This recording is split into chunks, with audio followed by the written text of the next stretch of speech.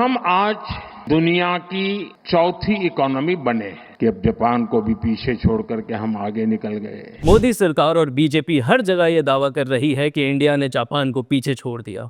अब हम fourth largest economy है। टीवी चैनल्स, सोशल मीडिया और सरकारी एड्स में सिर्फ यही हेडलाइन चल रही है कि इंडिया $4 ट्रिलियन की इकोनॉमी बन चुका है। IMF के ताजा आंकड़ों के मुताबिक भारत दुनिया की चौथी सबसे बड़ी अर्थव्यवस्था बन गया है। India has overtaken Japan and become the fourth largest economy in the world. लेकिन IMF के असली डेटा में इंडिया आज भी ऑफिशियली 5th नंबर पर है। जापान अब भी आगे है। सरकार आने वाले वक्त के एक अनुमान यानी फ्यूचर प्रोजेक्शन को आज की सच्चाई बताकर जनता को गुमराह कर रही है। मोदी है तो मुमकिन है। और मान भी लें कि कल इंडिया 4th नंबर पर पहुंच गया तो क्या इससे आम आदमी की जिंदगी में कोई फर्क पड़ेगा?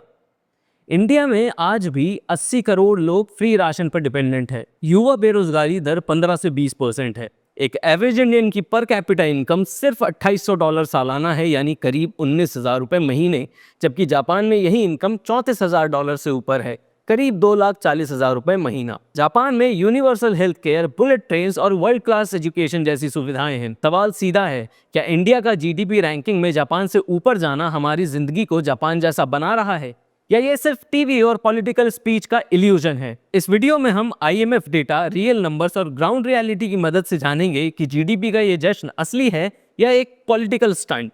आइए समझते हैं GDP रैंकिंग के पीछे का सीन क्या है। सबसे पहले सरकार और मीडिया के दावों को समझते हैं। मोदी सरकार के बड़े अधिकारी और बीजेपी के नेता लगातार पब्लिक में ये कहते हैं कि इंडिया ने जापान को पीछे छोड़ दिया है और हम अब दुनिया की चौथी सबसे बड़ी अर्थव्यवस्था हैं। नीति आयोग के CEO BVR सुब्रमण्यम ने मई 2025 में साफ साफ कहा था, India is the 4th largest economy. As I speak, we are a $4 trillion economy. India today is larger than Japan. We are the 4th largest economy as I speak. We are a $4 trillion economy as I speak. And this is not my data, this is IMF data. India today is larger than Japan. लेकिन जब IMF का असली official data देखें तो ये दावा पूरी तरह गलत साबित होता है। ये जो इंडिया की 4th लार्जेस्ट इकोनॉमी वाला दावा किया जा रहा है वो असल में एक फ्यूचर प्रोजेक्शन है, यानी आने वाले समय का सिर्फ अनुमान है, आज की ग्राउंड रियलिटी नहीं। सीधी भाषा में समझिए तो इंडिया और जापान के GDP नंबर्स में जो डिफरेंस है वो सिर्फ $1 बिलियन का है। ये बहुत छोटा गैप है और ये गैप सिर्फ करेंसी फ्लक्चुएशन यानी जापानीज येन और डॉलर के एक्सचेंज रेट के उतार चढ़ाव पर डिपेंड करता है। पिछले 5 सालों में येन ने अपनी वैल्यू करीब 37% से खो दी है। इसी वजह से जापान की GDP डॉलर में गिर गई है और इसी करेंसी के गिरने के कारण ही इंडिया की रैंकिंग ऊपर दिखाई गई है। इसलिए GDP रैंकिंग में ऊपर जाने का असली कारण ये नहीं है कि इंडिया में कोई अचानक इकोनॉमिक बूम आया है, बल्कि असली कारण ये है कि जापान की करेंसी की वैल्यू गिर गई है। मोदी है तो मुमकिन है। सरकार बार बार कह रही है कि GDP में इंडिया का नंबर बढ़ गया है, लेकिन अगला सवाल है कि क्या GDP बढ़ने से असली प्रॉस्पेरिटी आती है? ये समझना बहुत ज़रूरी है कि GDP का बड़ा होना और प्रॉस्पेरिटी यानी असली खुशहाली दोनों अलग अलग चीज़ें हैं। GDP का बड़ा होना एक बात है और आम आदमी के हाथ में पैसा बढ़ना दूसरी बात। इंडिया की GDP इसलिए बड़ी है क्योंकि इंडिया की पॉपुलेशन बहुत बड़ी है, लेकिन इससे ये साबित नहीं होता कि एक एवरेज इंसान की इनकम, उसकी सेविंग, उसकी स्पेंडिंग पावर बेहतर हुई है। ये सिर्फ एक बड़ा नंबर है, लेकिन प्रॉस्पेरिटी तब मानी जाएगी जब हर नागरिक की एवरेज इनकम बढ़ेगी, स्टैंडर्ड ऑफ लिविंग इंप्रूव होगा, हेल्थ और एजुकेशन बेहतर होंगे। यहाँ कितना तकलीफ से रह रहे हैं उन लोग को कब पता चलेगा? जब आप किसी के करीब आइएगा। आप आइए 2-4 दिन मेरे साथ रहिए, तब आपको पता चलेगा हम कितना तकलीफ में रहते हैं। कभी कभी मन करता है आदमी की जाए गंगा मैया में विसर्जित हो जाए। अब क्वालिटी ऑफ लाइफ देखिए। जापान के लोग यूनिवर्सल हेल्थ केयर का फायदा उठा रहे हैं, जिसका मतलब है कि वहाँ हर नागरिक को बेसिक से एडवांस इलाज तक आसानी से मिलता है। वहाँ अस्पताल में लाइनें नहीं लगती। हेल्थ केयर वहाँ लग्जरी नहीं, बेसिक सुविधा है। इंडिया की हेल्थ केयर की असली हालत देख लीजिए। यहाँ आज भी सरकारी अस्पतालों की हालत खराब है। प्राइवेट हॉस्पिटल्स इतने महंगे हैं कि आधी से ज़्यादा पॉपुलेशन उन्हें अफोर्ड नहीं कर पाती। कोविड की सेकेंड वेव में हमने देखा ही कि ऑक्सीजन, बेड्स और मेडिसिन तक की कमी थी। ये हालत क्या वाकई डेवलप्ड इकोनॉमी की निशानी है? मोदी है तो मुमकिन है। जापान में बुलेट ट्रेन दशकों से चल रही हैं। लोग लंबी दूरी आसानी से कुछ घंटों में तय करते हैं। वहाँ का पब्लिक ट्रांसपोर्ट इतना एफिशिएंट और एडवांस्ड है कि लोग गाड़ी की ज़रूरत महसूस नहीं करते। अब इंडिया की हालत देख लीजिए। बुलेट ट्रेन का प्रोजेक्ट सालों से सिर्फ बातों और डीलेज में फंसा हुआ है। यहाँ आज भी लोग बेसिक ट्रेन्स में ओवर क्राउडिंग, डीलेज और सेफ्टी की प्रॉब्लम से जूझ रहे हैं।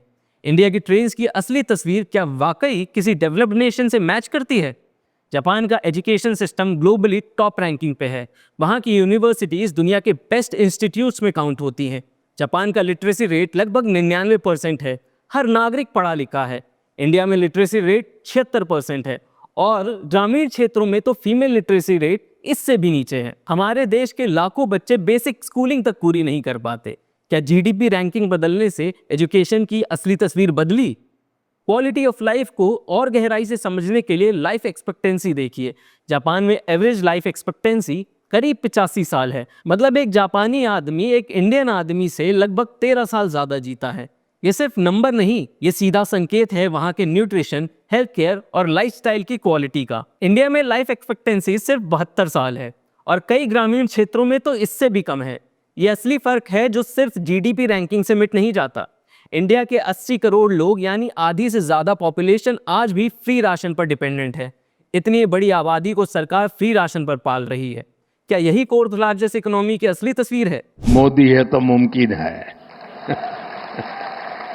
यूथ अनएम्प्लॉयमेंट की बात करें तो इंडिया में 15 से 20% युवा बेरोजगार हैं। हर 5 में से एक नौजवान या तो बेरोजगार है या अपनी क्वालिफिकेशन से नीचे की जॉब करने पर मजबूर है। Hundreds of applicants, just a handful of openings. Sites like this one have become commonplace in India.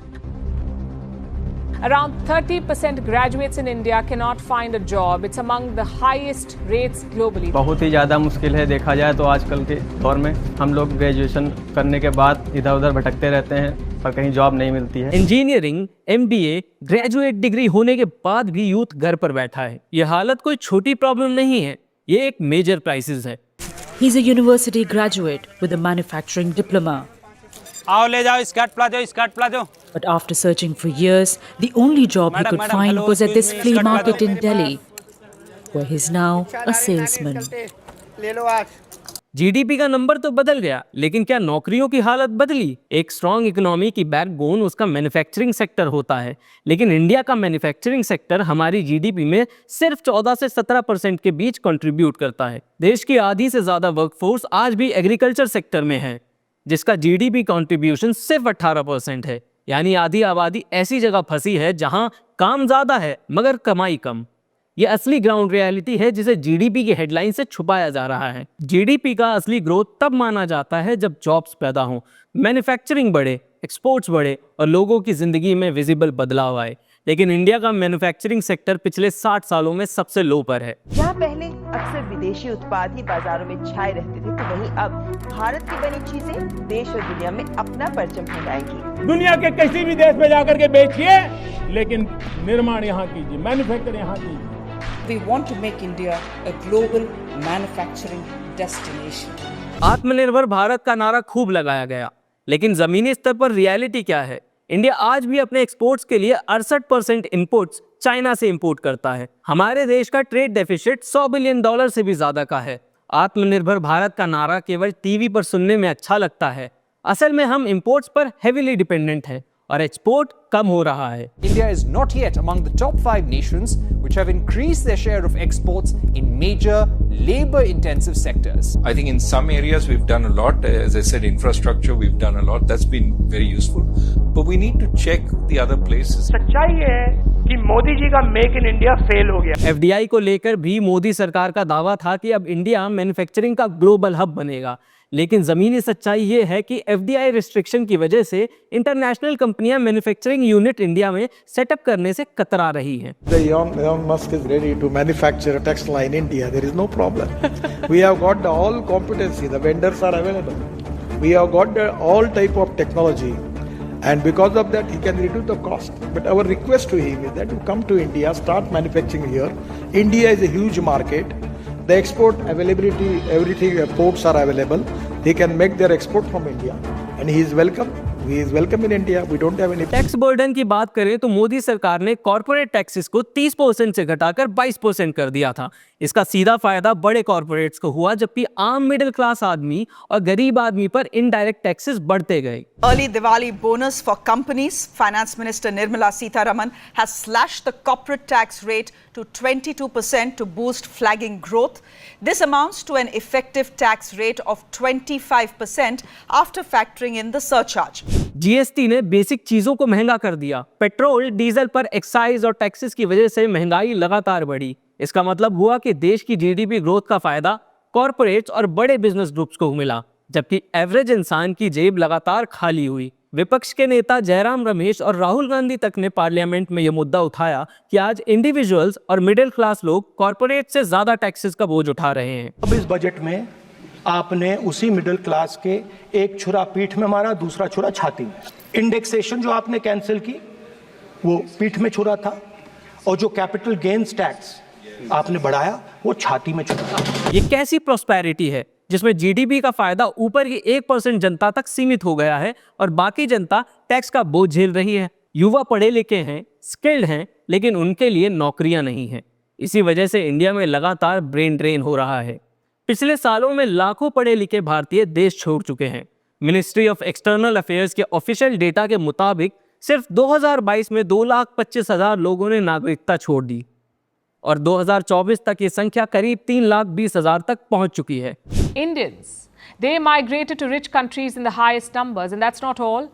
Indians also led the race in getting foreign citizenship. Most of them chose America, and guess what? India and Canada may be at odds, but Indians continue to get Canadian citizenship. The highest number of foreign nationals acquiring Canadian citizenship were Indians. The question is why? Why are so many Indians renouncing the Indian citizenship? हर साल 13 लाख से ज्यादा Indian students बाहर पढ़ाई करने जाते हैं, जिनमें अधिकतर वापस लौटने की बजाय विदेश में ही नौकरी करने लगते हैं। मोदी सरकार इस ब्रेन ड्रेन को भी अचीवमेंट की तरह पेश करती है, डायस्पोरा पावर के तौर पर। लेकिन असलियत यह है कि जब स्किल्ड यूथ देश छोड़ रहा है तो इसका मतलब यह है कि इंडिया अपने यूथ को क्वालिटी एजुकेशन, अच्छी जॉब्स, अच्छी लाइफस्टाइल और बेहतर अपॉर्चुनिटीज देने में फेल हो रहा है। यंग जनरेशन के लिए ये मजबूरी बन चुकी है कि वो बेहतर जिंदगी के लिए देश छोड़ दें। ये जीडीपी की ग्रोथ है या फेलियर? मोदी है तो मुमकिन है। अगर इंडिया थर्ड लार्जेस्ट इकोनॉमी बन भी जाता है तब भी हमारी पर कैपिटा इनकम और quality of life developed country के मुकाबले बहुत नीचे रहेगी। चाइना को देखिए, उन्होंने $4 ट्रिलियन का आंकड़ा आज से करीब 1 दशक पहले पार कर लिया था। जब चाइना $4 ट्रिलियन की इकोनॉमी बना था तब भी उनकी पर कैपिटा इनकम इंडिया से ज्यादा थी। आज चाइना की पर कैपिटा इनकम $13,000 से ऊपर है, जो इंडिया की करंट पर कैपिटा इनकम से लगभग 4 गुना ज्यादा है। चीन का असली विकास इसलिए हुआ क्योंकि वहां मैन्युफैक्चरिंग, एजुकेशन, हेल्थ केयर और इंफ्रास्ट्रक्चर में बड़े पैमाने पर सुधार हुए। क्या इंडिया ने इन सेक्टर्स में उसी स्पीड से तरक्की की? असल में जीडीपी का ये नंबर सिर्फ ऑप्टिक्स का खेल है, जो करेंसी फ्लक्चुएशन और पॉपुलेशन की वजह से बढ़ा हुआ है। लेकिन ग्राउंड पर ना हेल्थ केयर की क्वालिटी सुधरी, ना एजुकेशन की, और ना ही लोगों की एवरेज इनकम बढ़ी है। इंडिया आज भी प्रॉस्पेरिटी से दूर है। सिर्फ एक जीडीपी रैंकिंग से क्या वाकई आपकी और मेरी जिंदगी में कुछ बदल गया? क्या हॉस्पिटल्स की लाइनें छोटी हुई? क्या स्कूल बेहतर हुए?